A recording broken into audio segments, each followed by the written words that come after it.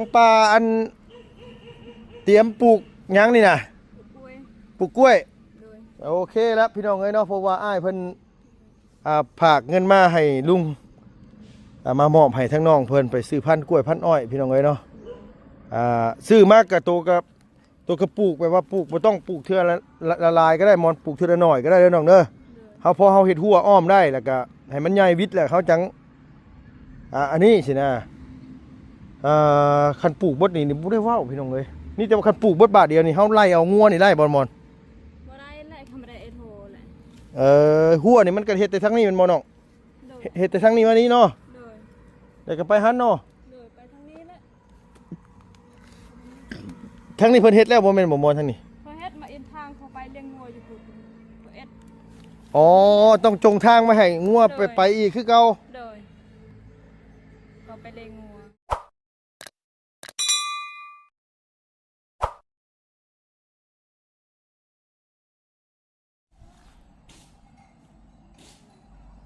บ่อยู่ซื่อๆเนาะพี่น้องเนาะเปิดคลิปมานี่ก็โอ้สงสัยหูดเข้าหูดน้ำเรียบร้อยแล้วพี่น้องเอ้ยเพิ่นอยู่เฮือนอยู่ซ่านมาหาเพิ่น2-3 มื้อที่ผ่านมาหั่นน้องเพิ่นบ่อยู่บ้านบ่อยู่เฮือนไปหูดเข้าหูดน้ำว่าซั่นว่าไปรับจ้างอันว่าเขาเจ้าหูดเข้าแน่พี่น้องเอ้ยก็เลยบ่พ่อน้องเพิ่นพอดีว่ามีทางอ้ายใหญ่ใจดีเฮาผู้ที่เฮ็ดเฮือนเฮ็ดซ่านให้ทางน้องม่อนนี่แหละพี่น้องเอ้ยทางอ้ายฮักลุงนี่แหละเพิ่นก็เลยอันว่าให้ลุงเข้ามาสอบถามเรื่องปลูกกล้วยปลูกอ้อยทางอ้ายเพิ่นก็อยากให้น้องเพิ่นมีแนวเฮ็ดแนวทำพอได้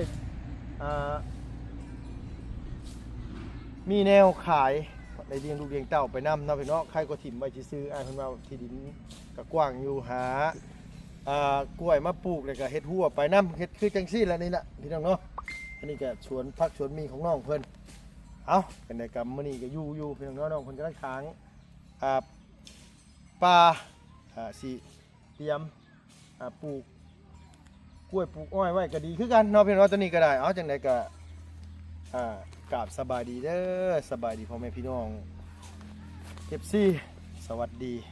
เบิดสุขุสุคนระวังในและก็ต่างประเทศพี่น้องเอ้ยเข้ามามื้อนี้ก็บรรยากาศชุ่มช่ำผลก็ปล่อยทางทีมงานว่าสิเมื่อบ้านนั้นว่ามื้อนี้บ่ซั่นว่าแต่ว่าลุงมัดคิดไปคิดมาเนาะพี่เนาะไล่ๆก็น้อยลงคดงอดลงพี่น้องว่าง่ายซะมันคือเฮาเมื่อแหละเฮามีเวียกงานถ่ายแล้วก็ยันว่าไล่ๆเฮาก็บ่สูงนำหั่นแหละพี่น้องเนาะเลยสิว่าอยู่ต่อก่อนทางทีมงานเพิ่นว่าเพิ่นสิเมื่อมื้อนี้แต่ว่าลุงว่าสิอยู่ให้มันฮอดสิ้นเดือนก่อนพี่น้องเอ้ยว่าสิอยู่เป็นหมู่ว่าไร่นี่แหละแต่เพิ่นอยากให้อยู่นำเหมือนซั่นว่ามากับบ่ไร่บ่บุญวันป้าเพิ่นว่าสิเมื่อมื้อนี้พี่น้องเนาะถ้าติดตามเบิ่งลุงก็ยังบ่ทันได้โทรหาทางแม่น้องนี่ซ้ำแต่ว่าเราอยากให้เมื่อมัดเข้าอยู่บ่จักสิจ้างเบาลี่ก็จักเพิ่นสิมาให้หรือบ่มาถ้าเบิ่งนํกันพี่น้องเอ้ยคันว่าเมียเพิ่นให้อยู่ต่อก็อยู่คันว่าเพิ่นให้เมื่อก็สิได้เมื่อพอดีว่ามันมีเวียกน้ำแน่ทางเฮือนน้องม่อนน้ำแน่แล้วก็ล่าสุดเฮือนน้องหัวพี่น้องเอ้ยว่าสิมีข่าวดียังเพิ่มเติมถ้าติดตามเมืองน้ำกันพี่น้องเนาะเอามีแต่ว่าลุงสิเข้าไปหาทางน้องเพิ่นก่อนผู้ทางป้าทางหญ้าอยู่เนาะบ่ได้เนาะโดยก่อนนั้นไปหาน้องเพิ่นเอาอย่างนึงให้ข่อยก็ขึ้นให้ข่อยนึงก็ดูเอายังน่ะฮะเอายังเจ้าสิขึ้นอยู่บ่บ่คันว่าเป็นแต่ขึ้นได้ก็ขึ้นคันเป็นขึ้นบ่ล่ะต้นบ่ได้ใหญ่แล้วบ่ใหญ่นะมันอันตรายมันจะมันหักมันหยังนะแบบนี่เห็นบ่น้อยขึ้นให้หน่อยกว่าทิ้งอ่อนได้บ่ได้เอ้ยน่ะเอาอ่อนแล้วเอาไปกินกับตำเมี่ยงไงตำเมี่ยงโอ้มันขึ้นบ่ได้ขึ้นได้บ่ได้มันหักมันจะหาไม่เสร็จแม่เนาะจ้องลงมาแล้วนะว่ามันหักแต่บ่ได้เฮ็ดบ่ได้ท่านจ้องฮุเนี่ยจ้องหักได้แล้วเสียดายมันมาขึ้นมันหักแล้วมันสิบ่ได้กินต่อไปตอนลงมาให้มันต่ำโอ้ยมอนจัดการ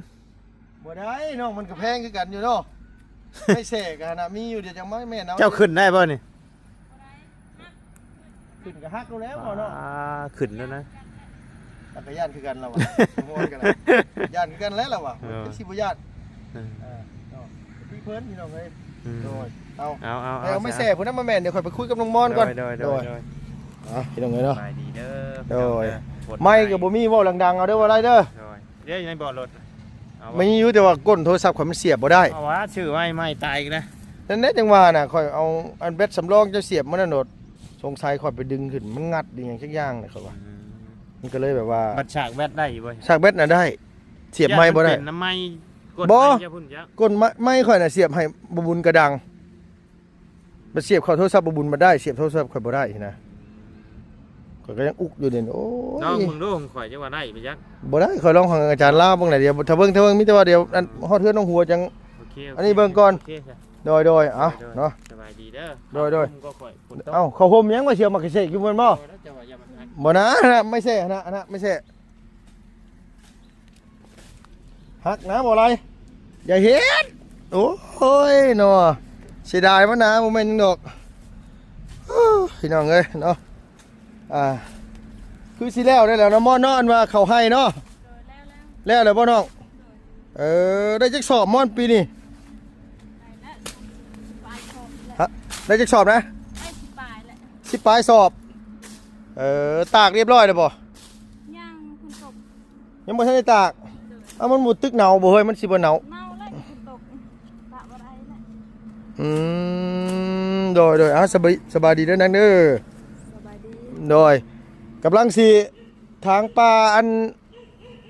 เตรียมปลูกหยังนี่น่ะ ป่วย ปลูกกล้วย โดย โอเคแล้วพี่น้องเอ้ยเนาะเพราะว่าอ้ายเพิ่นฝากเงินมาให้ลุง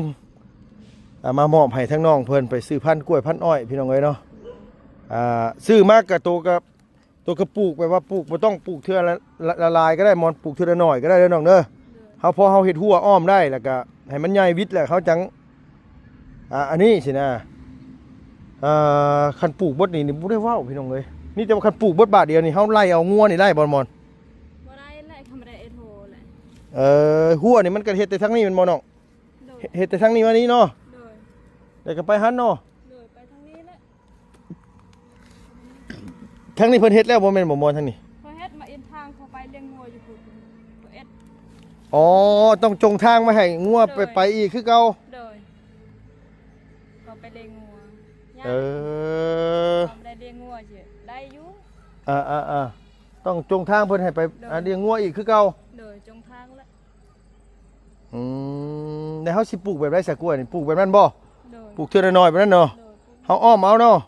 โดย อ้ อ้ อ อ ม มนี่แหละ อ้อมเอาบ่หลายเลยก็จังอาทิตย์หน้าก็ปลูกทั้งไม้ไปเรื่อย โดย ๆโดยได้หยังให้กินข้าวเช้ามื้อนี้ กินหน่อไม้ต้มหน่อไม้ ได้หน่อไม้ โดยไปหาแต่เช้าหน่อไม้ อ๋อไปหาหน่อไม้มาแต่เช้าพุ่น โดย ยังมีอยู่บ่มอนยามนี่กะ มีและหาอยู่นี่ พอได้กินเนาะน้อง โดย เอ มีห อ น่อไม้น้อยๆนี่แหละ โดยไสพักหญ้าขาคุณใหญ่แล้วบ่เฮ้ย ใหญ่แล้ว พ่อกินแล้วบ่พ่อกินยัง กินแล้ว บ่เบิ่งพี่น้องเอ้ยมาเอาผักกาดเฮือนในมอนไปกินกับลาบก่อนแซ่บแล้วกินกับลาบ ฮะ ไปแซ่บ แซ่บแล้วเนาะกินกับลาบเนาะ แซ่บอย่างน้อย โดยนี่แหละแบบลุงว่าแหละแบบว่าเฮาซื้อมาได้ก็เฮาก็ปลูกแบบนั้นแหละนะแบบว่าปลูกไปเรื่อยๆพี่น้องเอ้ยปลูกไปเป็นสวนไปแล้วเฮาจังขยายไปหม่องใหม่อีกเนาะปลูกหมกทั่วน้ำพักอีหยังเนี่ยตัวปลูกนี่นะ เรากำลังบ้านมีเช้านี่ ว่านพักหยังเนาะ มี อ๋อผักกาดตินหมี โดย โดยโอ้ผักกาดหินนี่นี่เอ้ย โดย แม่นบ่ โดย ใช่ปุ๋ยบ่ คอมเมนต์บ่ม บ่ได้ใช่เนาะ โดย โดยดกให้ได้นะขอได้นะ ได้บ่เอาไปกินกับลาบนี่ย้อนเอาพี่น้องเอ้ยโอ้งามแท้มอนบ่ได้ฮด ไก่นี่ ฮะ ไก่มื้อเช้านี่ไก่เอ็ด ไก่บินเข้ามา โดย มันบินข้ามมานี่บ่มอนหรือว่านี่แหละเนาะ บินอยู่พุทธนะอยู่พุทธนี่ ปลูกกล้วยน้ำเอากล้วยมาปลูกอันนี้โดยปลูกกล้วยไปน้ำมันว่านี่แหละเฮาปลูกผักปลูกหญ้าไปน้ำแหละครับเอาไม้ตัวนี้แบบนี้มาสานตะนางเลยก็เฮาก็ ปลูกไปน้ำเรื่อยๆเพราะว่าทางอ้ายเพิ่นฝากเงินมาให้ลุงมามอบเงินให้เจ้านะไปซื้อพันธุ์กล้วยไปซื้ออันเบี้ยกล้วยมาปลูกเอาตัวไหนสิเอาให้เอาตัวไหน เอาตัวนี้เอาที่คุณเอา เอาตัวนี้แหละมันอันนี้แน่โดยเอาตัวนี้แหละโดยโอ้กินกับลาบนี่แซ่บแท้พี่น้องแท้ได้พี่น้องเอ้ยกับปนกบเนาะมอนเนาะ โดย ตัวกินกบอยู่บ่มอน บ่มีช่วงนี้กบ นั่นจังว่าคันว่ามีนี่กินบ่บ้านโต กินแหละ กินอยู่เนาะ เลย พักอันนี้ขั้นสมก็ได้เด้อมอนเนาะ นี่แหละแม่เขากัดมาสดเมื่อวานนี่แหละ เอา โดย ละลายเลยเอา เอาไปขั้นสมพี่น้องไอ้คักแท้ๆได้ประกาศหิน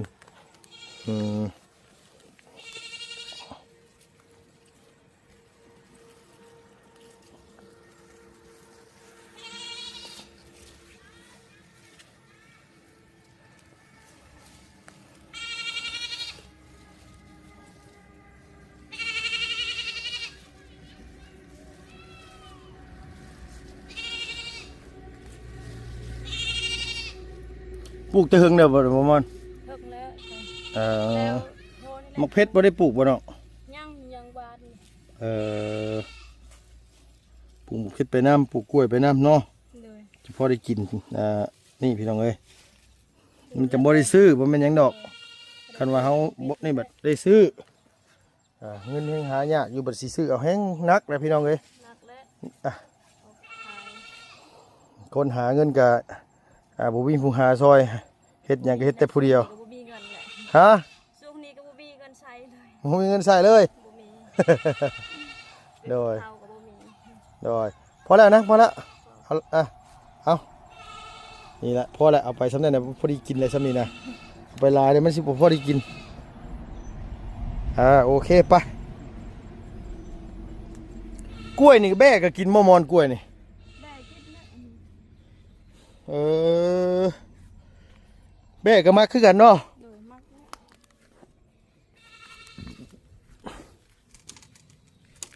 ไปหาหน่อไม้ต้มหน่อไม้หรือว่าอันแกงหน่อไม้ ข้าวต้ม ต้มเอาเนาะ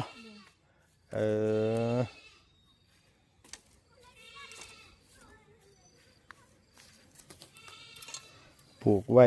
พอได้เก็บกินพี่น้องเอ้ยได้ในอยู่นี่ เอ็ดโฮกะซื้อกับแพงเขาขายอยู่ตลาด โดย ตัวนี้ก็กินสบายแหละมันซื้อบ่มีเงินซื้อ ปลูกไว้แล้วก็มันก็บ่ได้ยากเนาะทางคือผู้ตู้ไม่ตู้คือเงียบแท้เราไปทางไหนเบิดมื้อนี้ เราไปหุดเขา อ๋อพากันไปหูดเขา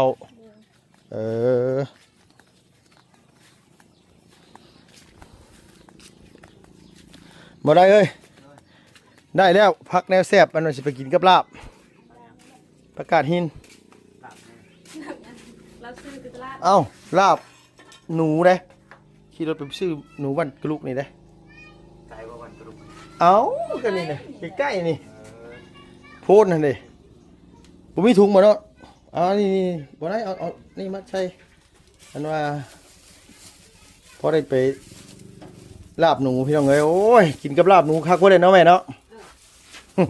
นี่แม่เคยกินอยู่บ่แล้ววะได้ยังกินมื้อนี้นะสบายดีเด้อแม่เด้ออยู่ดีมีแห้งอยู่บ่เจ็บหยัง ไข่ เป็นไข้ เป็นไข่กระโดน บ่สบาย บ่สบาย อ๋อกินข้าวกับหยังมื้อเช้านี่นะ ลูกไม้ตบ น้ำไม้ต้มลายอยู่บ่น้ำไม้ต้มน่ะใส่ไปมีหยังเอาเบิดได้ตอนนี้นะพี่น้องเอ้ยมันอยู่หลายมื้อหลายเดือนแล้วมันบ่ไหวเด้เนาะบ่ได้เนาะเอายังเอาเบิดนะช่วงนี้นะใส่ปิดเอาเบิดฮะโอ้ชุกแรงนี่นาง สุกแล้ว ชุกเลยเนาะหาถุงมาใส่ให้แม่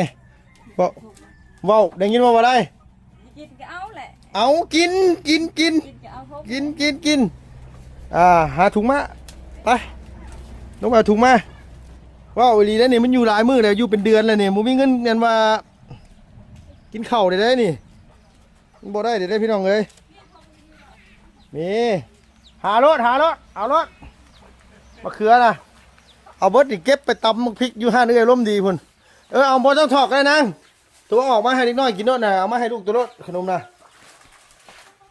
โดยเอามาให้อันหลานเลย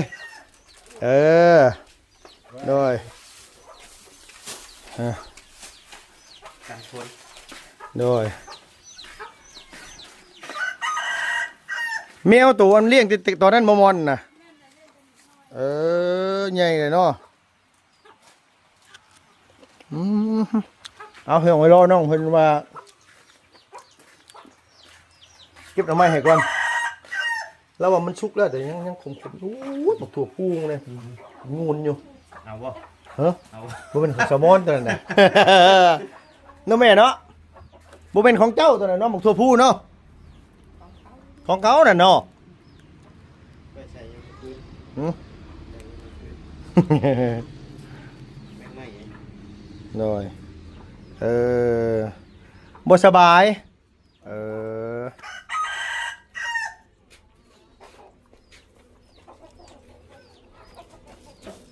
ผลกระตกไม่อีกเลยพี่น้องเอ้ย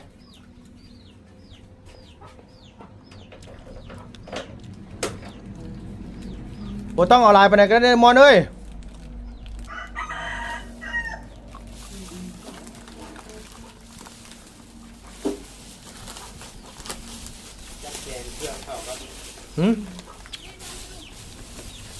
โอเคได้เลยละมาบอกได้มาขออย่าจับกล้องให้แน่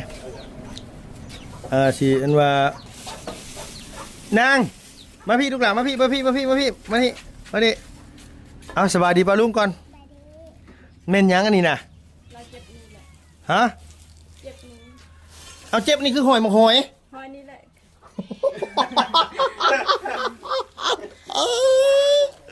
เอามันดีเหรอวะถามไม่ดีฮะดีเจ็บนี่บ่แท้แม่นบ่แม่นน่ะเศร้าเลยว่าลูกล่ะเศร้ายังเศร้าแล้วมาลุงมาบังหอยจูบบ่หอยจูบได้ป่ะต้องแคนชามหน่วยคือกันบ่เลยต้องแคน3หน่วยเลยก็เห็นแต่เป็นแขวนไปในกบหงเจ็บเราเจ็บนี่แหละเอาพี่กินทอดลุงอยู่บ่กินทอดอยู่เนาะโอ้ยบ่ได้เห็นได้ถึงจังนั้นก็เป็นสาวแน่นี่น่ะเมื่อ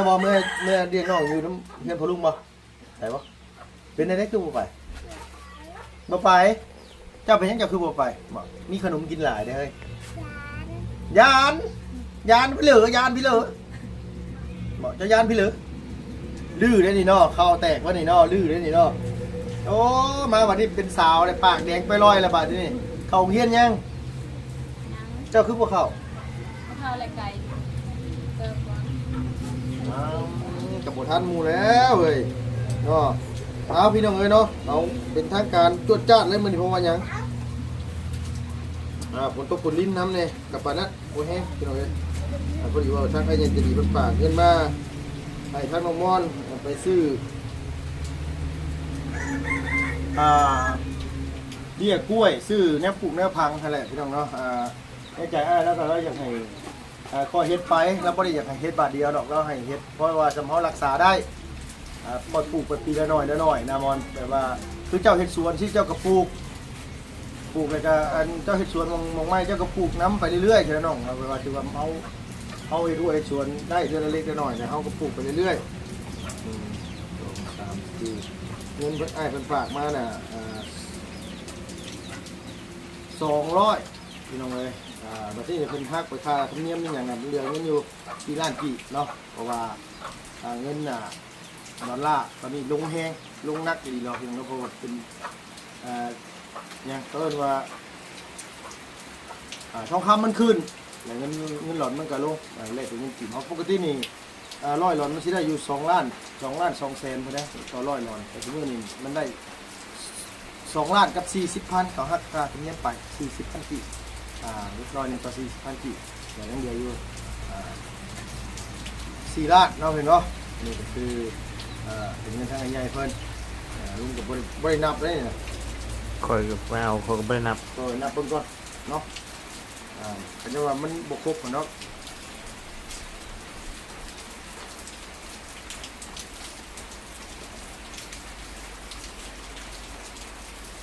บ่มีเงินใช้เลยที่เดี๋ยวนี้ฮะบ่มีอีแม่เป็นไข้นี่มียากินอยู่บ่บ่มีโอ้ย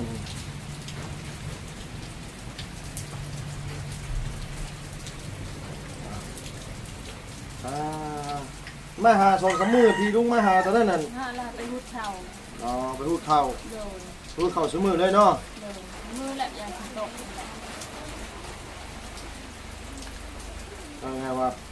ช่วงกันเร่งรูดข้าวแน่ โดย มาก็ได้บ่พอเนาะ ได้เขาไปหุดเข่า โอ้ยไอ้อยากจะไปลูกจะไปอยู่ไปก่อนก็อย่าให้ลุงเจ้าเห็นนะลุงเจ้าเห็นนี่โอ้ยพอดีลุงเจ้าอันนี้นี่โอเคครบพี่น้องนะ4 ล้านนี่เป็นเงินทางอันนี้จะดีคนเก่าคนเดิมคนที่ว่าเพิ่นเฮ็ดเรือนให้เจ้าเนี่ยมอนเด้อ โดย งั้นว่าสมมุติว่าลูกชายเจ้าเห็นนี่แล้วสิบ่มาอยากได้นำบ่นี่ บ่ ฮะมาเอาบ่ บ่เราไม่ได้เอา ยันว่าเรามาให้ทำเองได้เงินนำ บ่ช่วงนี้เราไม่ได้ให้ อ๋อเรา เราไม่ได้กินยา ว่าอยู่แล้วตุ้ยขึ้นเนาะ ตุ้ยแล้วเราไม่ได้ไปใช้ อยู่กบอะไรก็เราอยู่กินเราไปแช่ก็เราไม่ได้ไปแช่นี่ อืม เรา